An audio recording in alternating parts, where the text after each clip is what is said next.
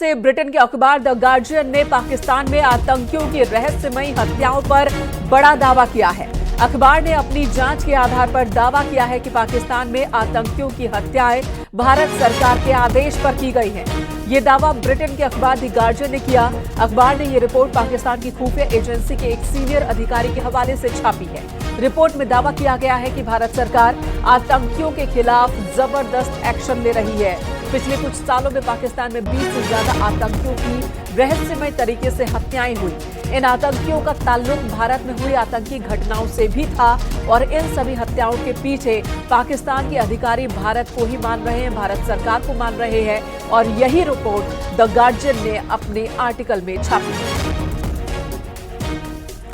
शैलेंद्र वांगू, editor national bureau, इस वक्त हमारे साथ जुड़ चुके हैं। शैलेंद्र जी, ये पहली दफा नहीं है जब इस तरह के एक्शन पर भारत का नाम आया।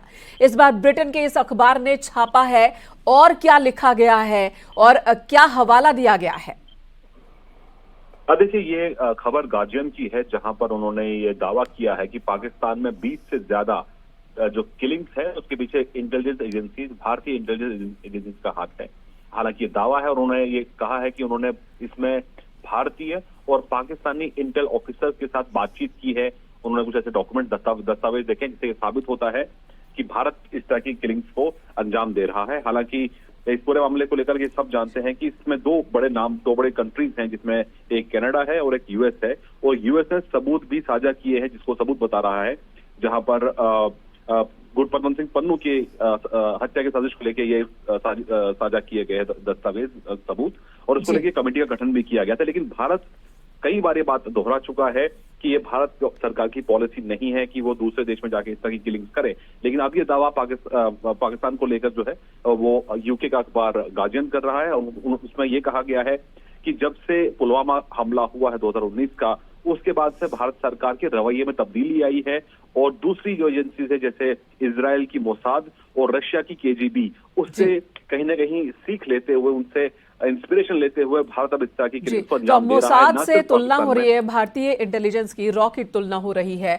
अब एक और सवाल शैलेंद्र, मौजूदा वक्त चुनावी माहौल है भारत में और इस वक्त इस रिपोर्ट का कोई असर चुनावी भी देख रहे हैं क्या?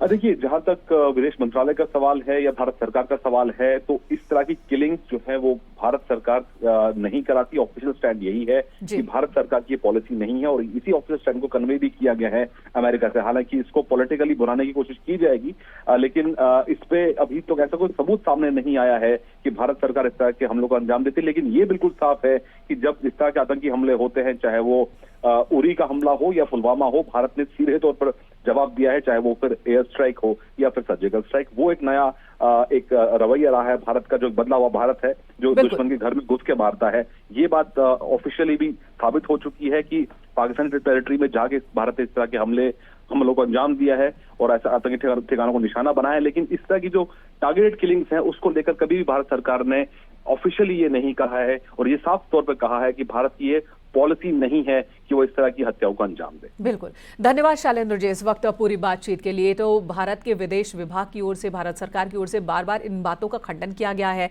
कि ये भारत की पॉलिसी नहीं है कि इस तरह से टारगेट कर किसी की हत्या की जाए, चाहे वो कनाडा की बात हो या विश्व के किसी और हिस्से की या पाकिस्तान की बात हो, जहां पर मोस्ट वांटेड आतंकियों की हत्याएं हुई हैं। तो पहले अब कई रिपोर्ट सामने आई, अब पाकिस्तान की ओर से भी अधिकारी ये दावे कर रहे हैं कि जिन आतंकियों की रहस्यमय परिस्थितियों में हत्याएं हुई है, 2020 से लेकर अब तक 20 आतंकियों की इस तरह से हत्या हो चुकी है, इसके पीछे पाकिस्तान के अधिकारी भारत सरकार का हाथ मान रहे हैं।